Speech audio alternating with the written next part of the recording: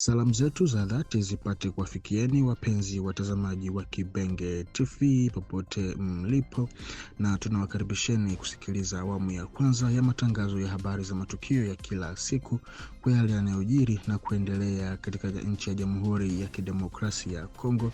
Na kama kawaida, maeneo ya mashariki mwa nchi hiyo mapigano yameongezeka tena jana Jumatano tarehe 25 Februari mwaka huu, wakati jeshi la taifa FARDC lilipoanza mashambulizi yaliyoratibiwa dhidi ya ngome za muungano wa AFC M23.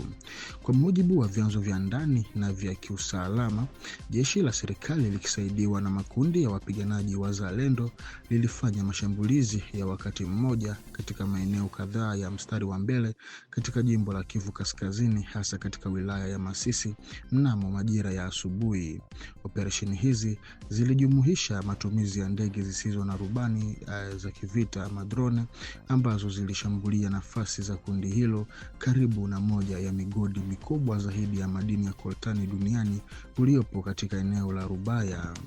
Vyanzo hivyo vinaeleza kuwa vikosi vinavyoiunga mkono serikali vilifanikiwa kudhibiti mji wa Kazinga ulioko takriban kilomita 20 kaskazini magharibi mwa Rubaya. Hatua hii ilionekana kuwa sehemu ya mkakati wa kupunguza shinikizo katika njia muhimu za kimkakati pamoja na maeneo ya migodi yaliyo katika mvutano. Na baadaye katika majira ya jioni, M23 inadaiwa kuanzisha mashambulizi makali ya kujibu mashambulizi kuelekea kijiji cha Kazinga Nyamaboko ya kwanza. Milio ya silaha nzito imeripotiwa kwa wakati mmoja katika maeneo ya Kibanda, Lumbishi na Kashovu, hali iliyosababisha hofu na taharuki kubwa miongoni mwa raia. Inasemekana kuwa mistari ya mapambano ilibadilika kwa kasi, jambo linalofanya hali kuwa ya sintofahamu na isiyotabirika. Tukisalia huko wilayani Masisi, visa vya kukamatwa kwa raia vinavyotajwa kuwa vya kiholela vimeripotiwa katika eneo la mgodi la Rubaya pamoja na katika maeneo kadhaa ya wilayani humo huko Kivu Kaskazini. Kwa mujibu wa wadau na washirika wa mashirika za kirahia za eneo hilo, wanadai ya kwamba kukamatwa huko kunadaiwa kufanywa na wapiganaji wa muungano wa M23 AFC muda mfupi tu baada ya kutangazwa kwa kifo cha Willy Ngoma kinachodaiwa kutokea kufuatia shambulizi la drone huko Kishusha.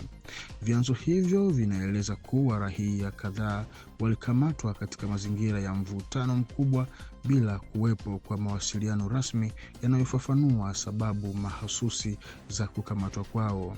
Katika eneo hilo, hali ya wasiwasi inaongezeka miongoni mwa wakazi wanaohofia kuongezeka kwa hatua kali za kiusalama katika eneo ambalo tayari limeathiriwa na mapigano ya mara kwa mara. Wakati huo huo, hitilafu kubwa ya mtandao wa simu imeathiri sehemu kubwa ya wilaya ya Masisi, ikiwemo mji wa mgodi wa Rubaya.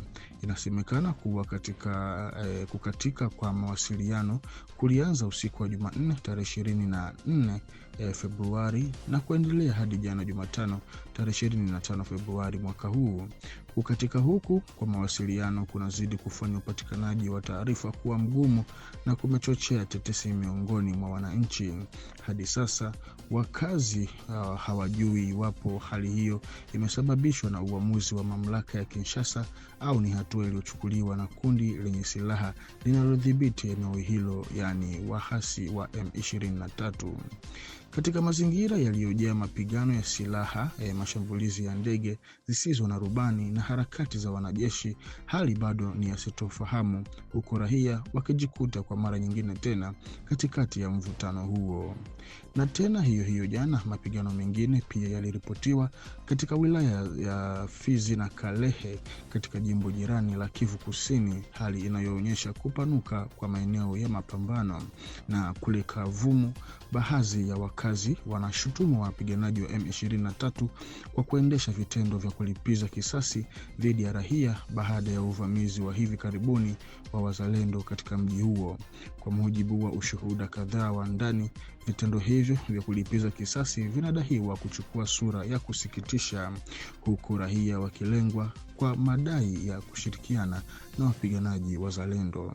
Inaripotiwa kuwa baadhi ya raia wanauawa kwa tuhuma tu za kuhusika na makundi ya kujilinda, hasa wanapobainika kuvaa viatu vya aina ya kijeshi vinavyojulikana kama godio.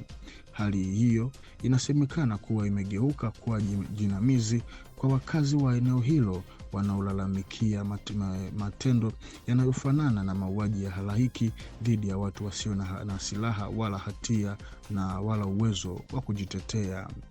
Na tukijielekeza kwenye nyanda za Haut Plateau, katika mstari wa mbele wa mapambano huko wilayani Fizi, wa kujihita Jenerali Delphin Kalembe Ngoma Nzito, anayewasilishwa kama kiongozi wa kundi la FABB linalofanya shughuli zake katika mikoa ya Kivu Kaskazini na Kivu Kusini, ameonekana katika onyesho la video akituma ujumbe rasmi kwa Rais Felix Antoine Tshisekedi, akieleza shukrani zake kufuatia kutolewa kwa posho maalum ama prime ya dola za Kimarekani 325 ama $325 kwa kila mpiganaji wa kizalendo.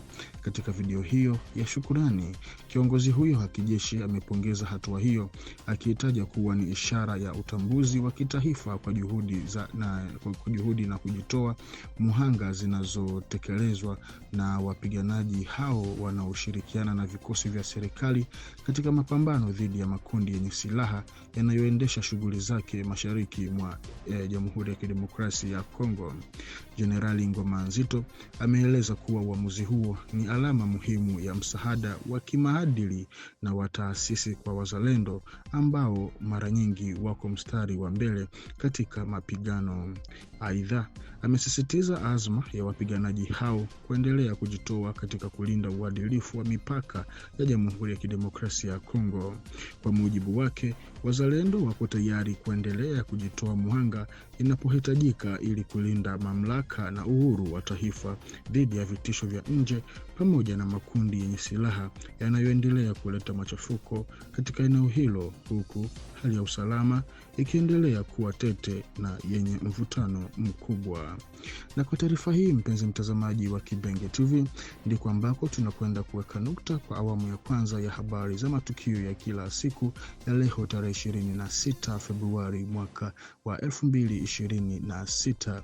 Na kwa kuzidi kuhabarika zaidi, baki sambamba nasi hapa kwenye channel yetu ili uzidi kufaidi dondoo na tetezi nyingi kutoka kwetu. Basi tukutane kwa majaliwa. Asante.